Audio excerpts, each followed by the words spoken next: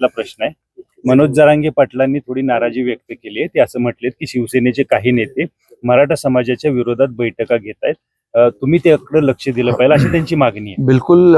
याच्यामध्ये आमचे मंत्री उदय सामंत, मनोज जरांगे पाटील यांच्याशी त्यांनी चर्चा केली. मला उदय सामंत यांचा फोन आला होता आणि त्यांनी सांगितलं की मी जेव्हा मुख्यमंत्री होतो त्यावेळेस मराठा समाजासाठी 10% आरक्षणाचा निर्णय आपण घेतला. कुणबी प्रमाणपत्र मिळत नव्हती, ती मिळवू लागली. जो काही निधी सारथीसाठी अण्णासाहेब पाटील आर्थिक विकास महामंडळासाठी किंवा ज्या काही सुविधा ओबीसीचं कुठलंही नुकसान न करता, इतर समाजाला कुठेही इतर समाजावर अन्याय न करता मराठा समाजाला जे जे काही देता येईल ते दिलं होतं.